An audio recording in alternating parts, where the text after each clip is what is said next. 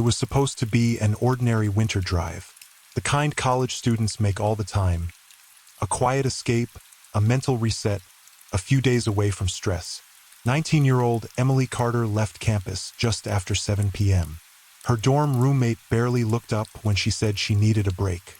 No drama, no tears, just a tired smile and a promise to be back after the weekend.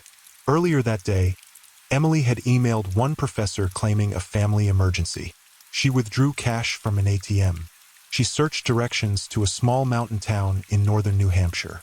To anyone watching, it looked like a simple road trip. But later, investigators would look back at those hours and wonder if they were witnessing something else entirely. Not a getaway, but a quiet unraveling. At 7:27 p.m., on a dark stretch of Route 112, Emily's car hit a patch of black ice. The vehicle fishtailed. Headlights swerved. Then the car slid off the road and thudded into a snowbank. A local resident heard the impact from his home nearby. He put on his boots and walked out into the freezing air, expecting to find someone hurt.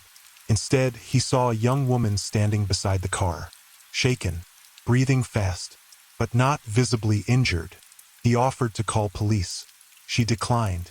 She said roadside assistance was already coming. Her voice, he later said, sounded calm, almost too calm. He drove away, assuming the situation was handled. It was the last confirmed sighting of Emily Carter. Police arrived roughly 10 minutes later. The car was locked. Emily was gone. Inside the vehicle were her wallet, her ID, her textbooks, and clothing packed in the back seat. Her phone, however, was missing. Fresh footprints led away from the driver's side door. They continued for a short distance along the road. Then they stopped. Not faded, not turned, just ended. There were no drag marks in the snow, no second set of footprints, no signs of a struggle. It was as if the night itself had erased her. Search teams responded quickly. Officers, volunteers, and tracking dogs combed the woods through the night. Helicopters scanned from above. Thermal cameras searched for heat signatures. Nothing.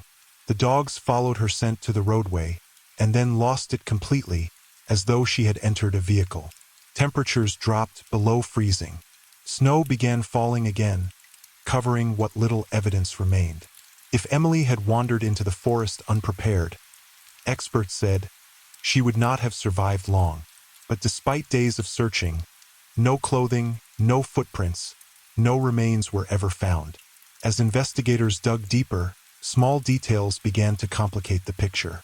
Emily had been in a minor accident days earlier near campus. She had received a phone call that reportedly left her visibly upset. She packed more belongings than someone would need for a short trip. Was she running from something or toward someone?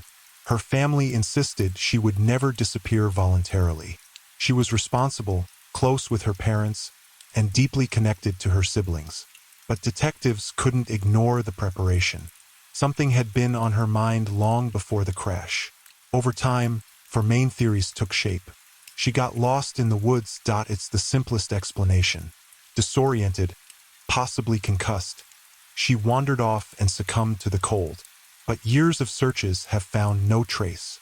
She was picked up by a passing driver. The dogs losing her scent at the road supports this. But who would stop on such a remote stretch, in the dark, on an icy night? And why has no one ever come forward? She staged her disappearance. Some believe the crash was a planned exit, but she left behind her money, her future, and everyone who loved her. Starting over is hard. Doing it without resources is nearly impossible. She met someone she knew, someone she trusted enough to get into a car with, someone who has kept silent ever since. Each theory explains part of the mystery. None explain all of it. For Emily's family, life split into two timelines. Before Route 112 and after. Her father still answers unknown numbers. Her sister still scans crowds in airports. Birthdays pass with an empty chair at the table. Her mother once said the worst part isn't grief. It's uncertainty. Grief has an ending. Not knowing does not. The crash scene has always bothered seasoned detectives. There was no chaos, no scattered belongings, no signs of panic in the snow, Just a quiet car on a quiet road beneath a sky so still it felt heavy. It didn't look like someone fled in fear. It looked like someone left deliberately, or left with someone who knew exactly how to leave without a trace. Time has passed, but the case remains open.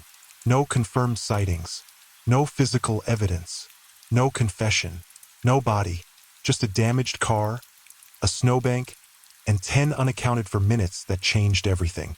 The stretch of Route 112 looks ordinary now. Cars pass, snow melts and returns each winter. But for those who know the story, the road feels different, like it's keeping a secret. Some roads lead home, some lead nowhere. And on one freezing New Hampshire night, Route 112 became the last place Emily Carter was ever seen, and the first place the answers disappeared. Somewhere in that silence, the truth is still waiting.